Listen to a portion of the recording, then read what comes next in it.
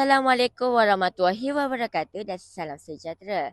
Salam Malaysia Madani, saya Naafiq, wartawan anda dari TV Biasa 100.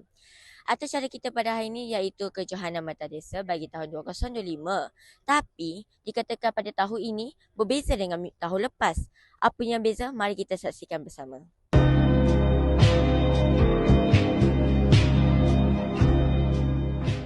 Okey, sekarang kita bersama dengan Cik Wan Rosalwani. Okey, kita akan tanya sedikit beberapa soalan. Apakah tujuan program yang kita adakan pada hari ini, Cikgu? Okey, Assalamualaikum. Okey, tujuan Merata Desa ni diadakan adalah yang pertamanya untuk memenuhi takwim sekolah. Yang kedua, untuk mencungkil bakat-bakat baru dalam acara jarak jauh, pelarian jarak jauh, dan juga untuk melibatkan diri murid secara aktif dalam bidang sukan. Seterusnya melahirkan insan yang sempurna dari segi jeris. Cikgu, soalan yang kedua, adakah markah kejohanan Merata Desa ini akan menyumbang kepada mata rumah sukan atau pencapaian sekolah? Ya, markah rumah sukan akan dikira akan dikumpul dan akan dikira beserta markah rumah sukan. Okey, terima kasih, Cikgu. Okay, tak?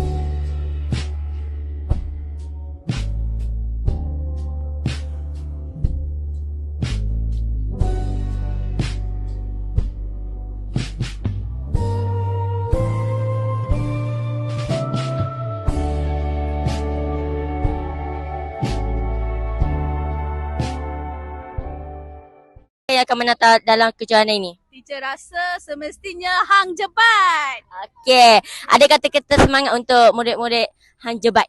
Okey, teacher berharap semua orang boleh lari dan menang sampai ke garisan pendamat. Okey, thank you, teacher. Thank you.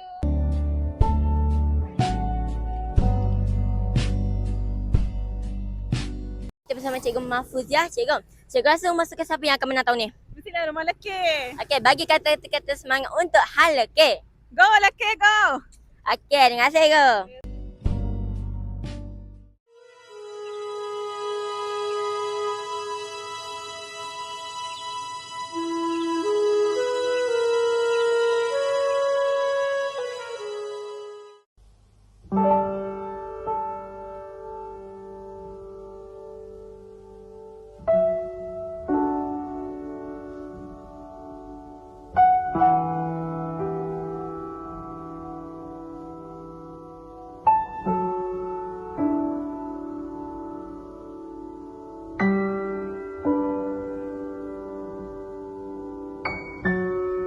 Untuk maklumat semua saudara dan saudari, sekarang kita bersama dengan tempat pertama bagi kategori lelaki kelas 2 yang menang dalam kejohanan Merata Desa pada 2025.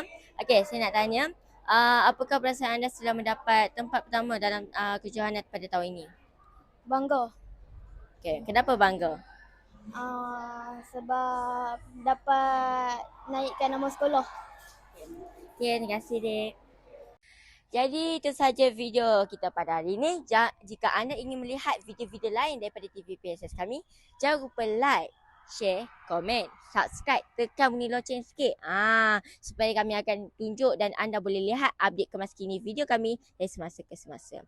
Dari sungai hingga ke segara, Palestin pasti merdeka. Saya Naafiq, wartawan TV PSS 100. Assalamualaikum warahmatullahi wabarakatuh dan salam sejahtera. Salam Malaysia Madani. Bye.